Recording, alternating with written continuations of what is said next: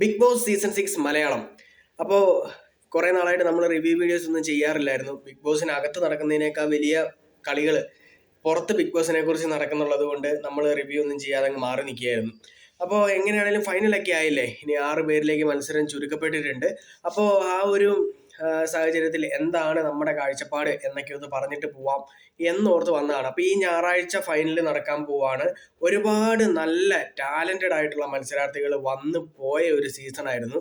അതുപോലെ നല്ല കഴിവുള്ള ആൾക്കാർ ഒരുപാട് പുറത്തു പോവുകയും ഫൈനലിലേക്ക് തീർത്തും യോഗ്യരല്ലാത്ത ആൾക്കാർ, ചില ആൾക്കാർ ഫൈനലിലേക്ക് കയറുകയും ചെയ്തിട്ടുള്ള ഒരു സീസണാണ് ബിഗ് ബോസ് സീസൺ 6. അപ്പോൾ ഇതിനു മുന്നേ നമുക്ക് 4 വിന്നേഴ്സ് ആയിരുന്നു ഉണ്ടായിരുന്നത്. അത് ഏറ്റവും ഡിസേർവിംഗ് ആയിട്ടുള്ള ആൾക്കാർക്ക് കപ്പ് കിട്ടിയ ചരിത്രമുണ്ട്, അതേപോലെ ഒട്ടും ഡിസേർവിംഗ് അല്ലാത്ത ആൾക്കാർക്ക് കപ്പ് കിട്ടിയ ചരിത്രമുണ്ട്. അപ്പോൾ എങ്ങനെയാവും ബിഗ് ബോസ് സീസൺ 6 മലയാളത്തിൻ്റെ ഒരു ഫിനാലെ എന്നുള്ളത് ആ ഒരു എക്സൈറ്റ്മെന്റിലാണ് ബിഗ് ബി ഫാൻസ് എല്ലാവരും ഇരിക്കുന്നത്. അപ്പം നമുക്ക് എൻ്റെ ഒരു അഭിപ്രായത്തിൽ പറയുകയാണെങ്കിൽ 6 മത്സരാർത്ഥികൾ ആരാവും കപ്പടിക്കുക, ആരാണ് കപ്പടിക്കേണ്ടത്, ആരാണ് കൂടുതൽ യോഗ്യരായിട്ട് എനിക്ക് തോന്നിയിട്ടുള്ള ആളുകൾ എന്നാണ് നമ്മൾ ഷെയർ ചെയ്യാൻ പോകുന്നത്. ഫൈനലിൽ എത്തിയവരിൽ കപ്പടിക്കാൻ സാധ്യതയുള്ള 3 പേർ, കപ്പടിക്കാൻ സാധ്യതയില്ലാത്ത 3 പേർ, അങ്ങനെ ഡിവൈഡ് ചെയ്യുകയാണെങ്കിൽ കപ്പടിക്കാൻ സാധ്യതയുള്ള 3 പേർ നോക്കിക്കഴിഞ്ഞാൽ 1 ജിൻഡോ, 2 ജാസ്മിൻ, 3 അർജുൻ. ഇവർ 3 പേരുമാണ് കപ്പടിക്കാൻ സാധ്യതയുള്ളവർ. കപ്പടിക്കാൻ സാധ്യതയില്ലാത്തവർ അഭിഷേക്, ഋഷി, ശ്രീതു. ഇവർ 3 പേരുമാണ്. അപ്പോൾ ശ്രീതു, ഋഷി ഇവരുടെ കാര്യം നോക്കുകയാണെങ്കിൽ എൻ്റെ അഭിപ്രായത്തിൽ ഫൈനലിൽ കയറാൻ യാതൊരു യോഗ്യതയും ഇല്ലാത്ത, യാതൊരു കണ്ടന്റും കൊടുക്കാത്ത, അതിനു വേണ്ടിയിട്ട് യാതൊരു പണിയും എടുക്കാത്ത ആൾക്കാരാണ് ഇവർ രണ്ടുപേരും. ഏതൊക്കെയോ സാഹചര്യങ്ങൾ മൂലം അല്ലെങ്കിൽ ബാക്കിയുള്ള ആൾക്കാർ കറക്റ്റായിട്ട് നോമിനേറ്റ് ചെയ്യാത്തത് കൊണ്ട് അങ്ങനെയൊക്കെ അവിടെ നിന്ന് പിഴച്ചു പോയി ഫൈനലിലെത്തി എന്ന് വേണമെങ്കിൽ പറയാം. നിന്ന് പിഴയ്ക്കുക, നിന്ന് പറ്റിപ്പോവുക എന്നൊക്കെ നമ്മൾ പറയാറുണ്ടല്ലോ. ആ ഒരു ടേംസിൻ്റെ അടിസ്ഥാനത്തിൽ അവിടെ നിന്ന് കയറിപ്പോയ ആൾക്കാരാണ്. ദെൻ ശരിക്കും അതിൻ്റെ അകത്ത് പറയുകയാണെങ്കിൽ ശ്രീതു ഒക്കെ ആണെങ്കിൽ ഒരു ജാസ്മിൻ്റെയും ഗബ്രിയുടെ ആ ഒരു ഗ്യാപ്പ് വന്നപ്പം ആ ഓവർ ക്യൂട്ട്നെസ് കാണിച്ചിട്ട് ആ ഒരു റൊമാൻറ്റിക് സിറ്റുവേഷനൊക്കെ അങ്ങ് ഹാൻഡിൽ ചെയ്ത് അതിൻ്റെ അടിസ്ഥാനത്തിൽ അങ്ങ് നിന്ന് പോയി. അങ്ങനെ അതിൻ്റെ അകത്ത് അങ്ങ് ഫൈനലിലേക്ക് കയറിപ്പോയി. അതല്ലാതെ ഋഷിയുടെ കാര്യം നോക്കുകയാണെങ്കിൽ ഋഷിക്കും വലിയ ഒരു നല്ല മത്സരാർത്ഥിയായിരുന്നു എന്ന് ചോദിച്ചു കഴിഞ്ഞാൽ അല്ല. ഇടപെടേണ്ട സാഹചര്യങ്ങളിൽ ഇടപെട്ടിട്ടില്ല, അഭിപ്രായം പറയേണ്ട സാഹചര്യങ്ങളിൽ അഭിപ്രായം പറഞ്ഞിട്ടില്ല. അങ്ങനെ ഋഷി ആണെങ്കിലും എന്തൊക്കെയോ ഒരു ഭാഗ്യത്തിന്റെ അകമ്പടിയോട് കൂടി ഫൈനലിലെത്തി. ശരിക്കും സായി ആ പണപ്പെട്ടി എടുത്തുകൊണ്ട് പോയില്ലായിരുന്നെങ്കിൽ ഋഷിക്ക് പൈസയുടെ ആവശ്യം അത്യാവശ്യം ഉള്ളയാളാണ്. ഋഷി ഇടയ്ക്കിടയ്ക്ക് അത് പറയാറുമുണ്ട്, അവന് നല്ലൊരു എമൗണ്ട് വന്നു കഴിഞ്ഞാൽ ആ പെട്ടി എടുത്ത് പുറത്ത് പോയേനെ. അപ്പോൾ അങ്ങനെ ഋഷിയും ശ്രീധുവിനെ നമുക്കങ്ങ് മാറ്റി നിർത്താം. അഭിഷേക് നല്ലൊരു മത്സരാർത്ഥിയായിരുന്നു. വൈൽഡ് കാർഡായി വന്ന ഒരു മത്സരാർത്ഥിയെ കപ്പടിക്കുന്നതിനോട് മലയാളി പ്രേക്ഷകർക്ക് അത്ര ഒരു താല്പര്യമില്ലാത്തതാണ് അഭിഷേകിന് വിലയായിപ്പോയത്. പക്ഷെ തമിഴിലൊക്കെ ആണെങ്കിൽ വൈൽഡ് കാർഡൊക്കെ വന്ന് കപ്പടിച്ച് പോയിട്ടുണ്ട്. അപ്പോൾ അഭിഷേകിനെ കുറിച്ച് നോക്കുകയാണെങ്കിൽ അഭിഷേക് ഈ ആക്ടിവിറ്റികൾ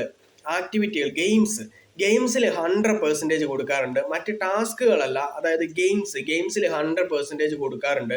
അതുകൊണ്ടാണ് ടിക്കറ്റ് ടു ഫിനാലെ ജയിച്ച് അബി ഫൈനലിലേക്ക് എത്തിയതും. എനിക്ക് പേഴ്സണലി അബി എന്നുള്ള ആ ഒരു ഗെയിമറോട് ഭയങ്കര താല്പര്യമുള്ള ആളായിരുന്നു. ഫൈനലിന് തൊട്ട് മുന്നേ വരെ അബിക്ക് വോട്ട് ചെയ്തുകൊണ്ടിരുന്ന ആളാണ് ഞാൻ. പക്ഷേ ഫൈനലിൽ എത്തിയ അബി ഒരിക്കലും കപ്പടിക്കാൻ സാധ്യതയില്ല എന്നുള്ള ഒരു തോന്നൽ എനിക്കുണ്ട്. കാര്യം അത് മലയാളി പ്രേക്ഷകർ അങ്ങനെ അങ്ങ് അക്സെപ്റ്റ് ചെയ്യില്ല. വൈൽഡ് കാർഡ് വന്നിട്ട് കപ്പടിക്കുക എന്ന് പറയുന്നത് ഒരിക്കലും അക്സെപ്റ്റ് ചെയ്യില്ല. അബി നല്ലൊരു ഗെയിമറായിരുന്നു, നിലപാടുകളും വ്യക്തിത്വം ഒക്കെ ഉള്ള ആളായിരുന്നു. ടാസ്കുകളിൽ, ഗെയിമുകളിൽ ഒക്കെ മാക്സിമം കൊടുക്കാൻ ശ്രമിച്ചിട്ടുള്ള ഒരാളായിരുന്നു. ഗെയിമൊക്കെ 100% കൊടുത്തു. ടാസ്കിൽ ഒരു കുറച്ച് പുറകിലായിരുന്നു എന്ന് നോക്കാം. അപ്പോൾ ബാക്കിയുള്ള 3 പേരിൽ നോക്കിക്കഴിഞ്ഞു കഴിഞ്ഞാൽ കപ്പടിക്കാൻ സാധ്യതയുള്ള 3 പേരെ നോക്കിക്കഴിഞ്ഞു കഴിഞ്ഞാൽ ജിൻഡോ, ജാസ്മിൻ, അതുപോലെ അർജുൻ. അപ്പോൾ ഇവരിൽ 3 പേരിൽ ഒരാൾ കപ്പടിക്കാനാണ് സാധ്യത. അതിൽ ഏറ്റവും കൂടുതൽ കപ്പടിക്കാൻ സാധ്യതയുള്ള വ്യക്തി ജിൻഡോയാണ്. ജിൻഡോ ഇപ്പോൾ പ്രേക്ഷകരുടെ ആ ഒരു സപ്പോർട്ട് നോക്കുകയാണെങ്കിൽ പല ലോക്കൽ പോളുകളൊക്കെ എടുത്ത് നോക്കുകയാണെങ്കിൽ, അൺഒഫീഷ്യൽ പോളുകളൊക്കെ എടുത്ത് നോക്കുകയാണെങ്കിൽ ജിൻഡോയുടെ ഫാൻസ് ഒരുപാട് ടോപ്പിലാണെന്ന് പറയാം.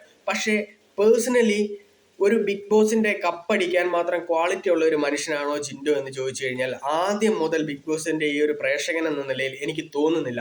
കാര്യം ലാലേട്ടൻ വന്ന് എന്തെങ്കിലും കാര്യങ്ങൾ ചോദിച്ചു കഴിയുമ്പോൾ കൃത്യമായിട്ടൊരു അഭിപ്രായം പറയാതെ ഓവറായിട്ടൊരു നന്മമരം കളിക്കുന്ന, അല്ലെങ്കിൽ ചില കാര്യങ്ങളിലൊക്കെ ആ ഒരു നന്മമരം കളി, പുള്ളിക്ക് അഭിനയം ബിഗ് ബോസിന് വേണ്ടിയിട്ട്, അതായത് പുള്ളിയുടെ പഴയ ഫോട്ടോസ് പഴയ കാര്യങ്ങളൊക്കെ എടുത്ത് നോക്കുന്ന സമയത്ത് ഈ ബിഗ് ബോസിനകത്ത് പുള്ളി കാണിക്കുന്നതെല്ലാം അഭിനയമാണ് എന്നുള്ള ഒരു തോന്നൽ എനിക്കുണ്ട്, എനിക്ക് പേഴ്സണലി ഉണ്ട്.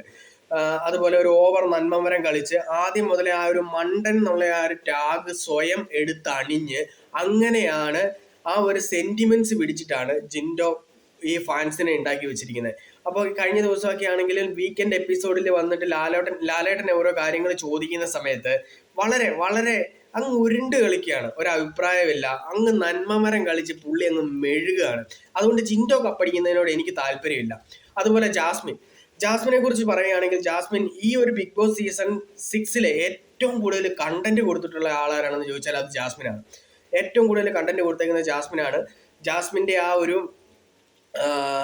തല്ലും വഴക്കും എന്നതൊക്കെയാണെങ്കിലും ആ ഒരു ഗബ്രി ആയിട്ടുള്ള ഒരു കോമ്പിനേഷനും എല്ലാം പ്രേക്ഷകർക്കിടയിൽ വെറുപ്പാണ് ഉണ്ടാക്കിയത് എങ്കിലും കണ്ടന്റ് കുറെ അധികം ഉണ്ടാക്കി കൊടുക്കാൻ ജാസ്മിന് സാധിച്ചിട്ടുണ്ട്. പക്ഷെ ജാസ്മിന്റെ നെഗറ്റീവ് എന്ന് പറയുമ്പോൾ ഒരു ഗെയിമിലും ഒരു ആക്ടിവിറ്റിയിലും, അതായത് ഗബ്രി ആയിട്ട് ഒരുമിച്ച് കളിച്ച ആ ഒരു ഫോൺ ചാർജിങ്ങിന്റെ ആ ഒരു ആക്ടിവിറ്റി അല്ലാതെ മറ്റൊരു ആക്ടിവിറ്റിയിലും അയ്യോ എന്നെ കൊണ്ട് പറ്റുന്ന പണിയല്ല. ജാസ്മിൻ അവിടെ സ്ഥിരം ഉപയോഗിക്കുന്ന ഒരു വേർഡാണിത്, എന്നെ കൊണ്ട് പറ്റുന്ന പണിയല്ല എന്ന് പറഞ്ഞ് ജാസ്മിൻ അങ്ങോട്ട് മാറി നിൽക്കുക എന്നുള്ളതാണ് നമ്മൾ കണ്ടേക്കുന്നത്. അതൊക്കെ ടിക്കറ്റ് ഫിനാലയുടെ സമയത്തൊക്കെ നമ്മൾ വ്യക്തമായിട്ട് കണ്ടിട്ടുള്ളതാണ്. ജാസ്മിൻ വളരെ മോശമായിട്ടാണ് ടാസ്കുകളെയും ഗെയിമുകളെയും എല്ലാം എടുക്കുന്നത്. അവൾക്ക് മറ്റുള്ള ആളുകളെ പറഞ്ഞു തോൽപ്പിക്കാനുള്ള ആ ഒരു വാക് ചൗധര്യം അത് ഭയങ്കര കൂടുതലാണ്. ജാസ്മിനെ സിജോയെയും പറഞ്ഞു തോൽപ്പിക്കുക എന്ന് പറയുന്നത് വളരെ പാടുള്ള ഒരു ടാസ്ക് ആയിരുന്നു. അപ്പം ജാസ്മിനെ ആ ഒരു പറച്ചിൽ കൊണ്ട് അല്ലെങ്കിൽ ഓവറായിട്ട് ബാക്കിയുള്ള ആൾക്കാരുടെ മേലെ കുതിര കയറുക, അങ്ങനെ ആ ഒരു കാര്യങ്ങൾ കൊണ്ടൊക്കെയാണ് കണ്ടന്റുകൾ കൊടുക്കുകയും അതുവഴി ജാസ്മിന് കുറച്ച് ജാസ്മിൻ്റെതായിട്ടുള്ള കുറച്ച് ഫാൻസിനെയൊക്കെ ഉണ്ടാക്കാനൊക്കെ പറ്റിയിട്ടുണ്ട്.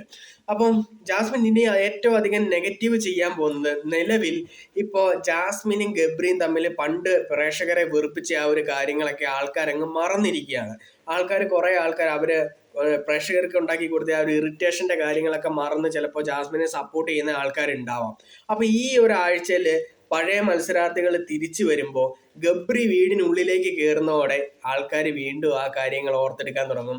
അവിടെ അവർ തമ്മിലുള്ള ആ സംസാരങ്ങളും കാര്യങ്ങളും ഒക്കെ വീണ്ടും ജാസ്മിന് നെഗറ്റീവാണ് ചെയ്യാൻ പോകുന്നത്. അതുപോലെ തന്നെ അർജുന്റെ കാര്യം നോക്കിക്കഴിഞ്ഞു കഴിഞ്ഞാൽ ആദ്യമൊക്കെ പല സമയത്തും വീക്കാണെന്ന് തോന്നി.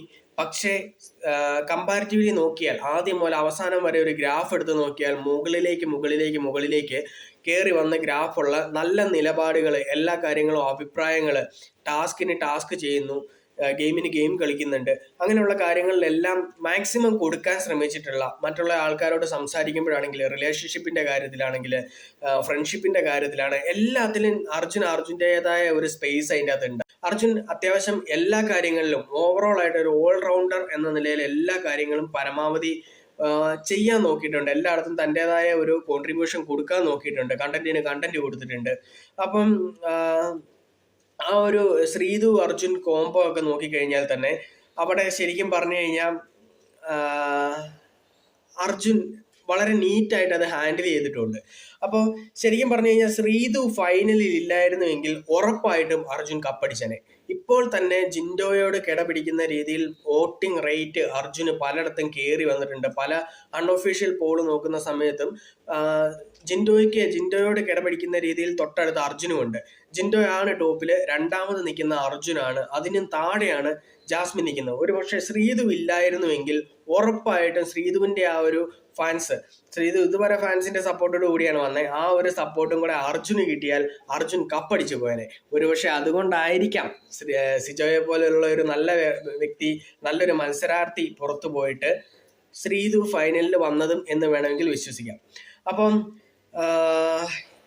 ഇവരിൽ ആര് കപ്പടിക്കണം, എൻ്റെ സപ്പോർട്ട് ആർക്കാണ് എന്ന് ചോദിച്ചു കഴിഞ്ഞാൽ ഉറപ്പായിട്ടും ഞാനിപ്പോൾ വോട്ട് ചെയ്തുകൊണ്ടിരിക്കുന്ന അർജുനാണ്. കാര്യം ജിൻഡോയെ പോലെ ഫേക്ക് കളിക്കുന്ന, പല സാഹചര്യങ്ങളിലും ഫേക്ക് കളിക്കുന്ന ഒരാള് ബിഗ് ബോസിന്റെ കപ്പടിക്കുക എന്ന് പറയുന്നതിനോട് എനിക്ക് താല്പര്യമില്ല. അതുപോലെ ജാസ്മിനെ പോലെ കഴിഞ്ഞ സീസണിൽ ശോഭ വിശ്വനാഥ് കപ്പടിച്ചായിരുന്നെങ്കിൽ എന്താണോ പ്രേക്ഷകർക്ക് തോന്നുന്നത് അതേ വികാരമായിരിക്കും ജാസ്മിൻ കപ്പടിച്ചാലും തോന്നുക. അപ്പോൾ എല്ലാം കൊണ്ടും ഈ കമ്പാരിറ്റീവ്ലി 6 പേരിലെ ബെറ്റർ എന്ന് നോക്കുമ്പോൾ അർജുൻ കപ്പടിക്കുന്നതിനോടാണ് എനിക്ക് താല്പര്യം. അപ്പൊ നിങ്ങളുടെ അഭിപ്രായങ്ങൾ ഒന്ന് കമന്റ് ചെയ്തേക്കുക. അപ്പൊ നമുക്ക് കപ്പടിച്ചതിന് ശേഷം ആരാണ് കപ്പടിച്ചത്, എന്താണ് കാരണങ്ങൾ എന്നൊക്കെ പറഞ്ഞ് നമുക്കൊരു വീഡിയോ ആയിട്ട് വീണ്ടും കാണാം. അപ്പൊ നിങ്ങളുടെ അഭിപ്രായം, ആര് കപ്പടിക്കുന്നതാണ് നിങ്ങൾക്ക് ഇഷ്ടം എന്നുള്ള കാര്യം ഒന്ന് കമൻറ്റ് ചെയ്യുക. അപ്പോൾ നമുക്ക് വീണ്ടും കാണാം. See you soon.